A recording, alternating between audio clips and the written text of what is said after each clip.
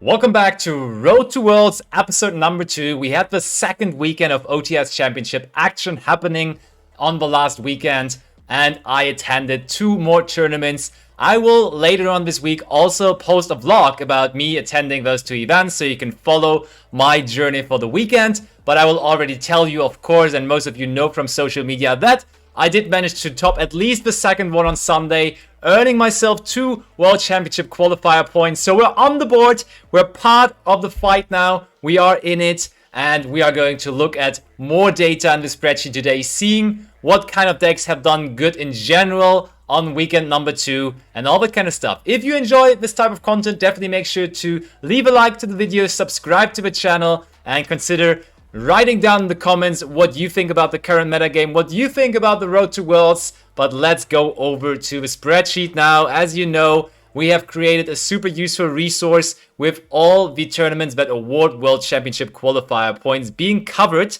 And after week 1, we now are in the second tab of the 15th and 16th of July. And as you can already see here with the deck breakdown pie chart, Kashtira still is going to be the best deck, and actually it's a very similar number to last week. Like 14.9%, roughly 50% is exactly where we are at the last weekend, so it's basically the same. Dragon still in second place with a similar number than last week too, a little bit higher than last week though. And Branded now also rising up with the same amount of branded tops than Dragon tops. And on Twitter, we already discussed that a little bit. The explanation for this most likely is that people just drop their Kashtira decks, drop their Runic decks because they are kind of tired of it and they just want to play what they're comfortable with. Dragons has been a deck for forever. Branded, for some reason, has a billion enjoyers out there. So I think this is more of a comfort pick thing. At OTS Championships, people just usually play something fun, and that is probably the explanation for that. And then the next deck is Pearly up there. Pearly rising a lot from last week, basically doubling its top cut appearances, and I think that is also pretty easy to be explained because people are already preparing for Dwelling Nexus format. Dwelling Nexus is the next main set coming out in a week from now, basically. And there's some sick support for the Pearly deck in there. So I think it will be a top meta contender for that upcoming format.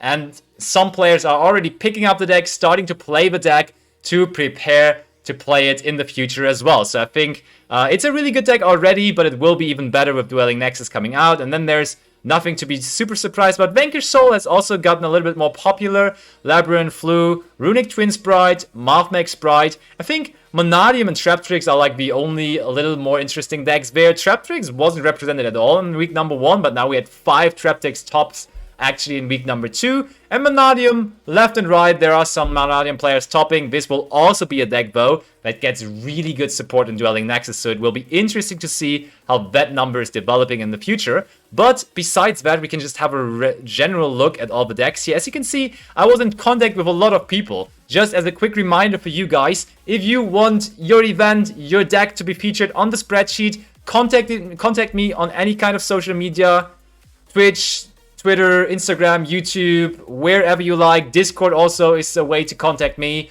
And shoot me all the info, and then I will include it into the spreadsheet. We need all the info, we need all the data. Therefore, we are relying on you to help us out with that, and then we will be able to make that Worlds points as clearly visible for everyone as possible. So you see, there's 60 card Necrophase, Thunder Dragon, Chaos topping in Bremerhaven. There's Runic Plunder. Yep. Your boy did it with the Rogue deck, the Runic Plunder deck. The deck profile, the moment this video will come out, probably is already available on my channel, so definitely make sure to check out that video. I made a profile and also like a little bit of a combo guide in which you can see how the Runic Plunder deck works, because a lot of people are familiar with the Runic Sprite variants, but Runic Plunder has not really seen that much play, so maybe you want to check that out. I can only recommend it. So we are on the board. We see some well-known faces. Dinkam Farm, he was on the leaderboard in the top 16 players for the first season and also for the last season. So he would have basically had 2 spots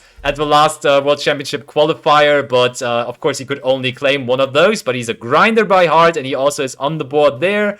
And then just in general, a lot of different decks. And before we look at some of those decks, I will also show you that we updated the World's Points leaderboard now for the first time. And you can see, Lucien Parcera, for example, immediately starting off with 8 points. That means this man has just won 2 OTS championships in the first 2 weeks of the format, or in the first 2 weeks of the grind. So, pretty good job by him. So he immediately sets himself into first place. Of course, there's still a long time to go. There are tournaments that are awarding way more points than this, but it's of course not too bad to start off strong. And definitely something that you love to see. Also, Asa Newmarch with a first and second place finish. And just in general, a couple of people already setting up. We have included people with at least 4 people. And we've updated on the 17th of July in the evening. So data that has been added to the spreadsheet after that is not included yet. But we are going to very regularly update the standings. And I mean, the next couple of weeks will be a little bit more quiet because it's the World Championship 2023 first. And then we got to tackle the regional season again, and YCS will hopefully be announced soon as well in Europe, so definitely stuff to look out for. But for the moment, let's look at some decks. This got second place in one of the French OTS championships, and it's one of the Monadium decks. So just the general Monadium cards you will need. Very small Scareclaw engine there. And only... Wait, is there even another Kashtira card? No, it's only the Fenris in there. Interesting. Dark Ruler, Talents. I think he's actually focusing on a lot of non-engine cards, which I kind of like. Then there's Anti-Spell, of course, a blowout card. Evenly's. Gotta love to see it. Just maybe your combo deck to go from Dwelling Nexus onwards. Then next up, this is a German regional or a German OTS championship, of course. Third place by Servet. It's Vanquish Soul. Vanquish Soul rises in popularity too. I think people are figuring out more and more how to play the deck. And this is the list that Servet used. If you want to check out all those lists, just go into the spreadsheet. I will link it at the top of the video description so you can look at all those profiles yourself. What else do we have? Oh, it's pretty small, but it's a successful Fluan the Reese list in here as well. Of course, they don't need Eradicator. They don't need specific anti-spell, or they don't need an anti-spell or anything because they have Featherstorm. They are main decking the Shifters still. We are playing the Seamorg engine, and we also play Double Trap, which is kind of interesting. And then we see another Runic for Hire Sprite deck, and this looks pretty standard to me. We are adding Thrust into the main deck, which I'm a fan of. We are not playing the second target for Rex to be searched out. And besides that, we play the Mistaken Arrest. I really like Mistaken Arrest. That's a good one. And the first appearance of the Eradicator, which is basically everywhere at the moment. Then, speaking of being everywhere, Dragons really rising in popularity. More Eradicators here. Nibiru's being main decked a lot. Dark Ruler also maybe the most popular card right now in terms of non-engine, because I see so many Dark Rulers even being main decked. And in Dragons, of course, you can always afford it to play more than 40 cards, so 43 is not too bad. And then last but not least, we have the deck that won the OTS championship that I attended on Saturday, and it's Drytron. And to be exact, it's turn skip Drytron with the Chaos Max. And in the side deck, we see some anti-back row cards with the evenly matched anti-Denko Sekka. We're actually targeting that pretty hardcore.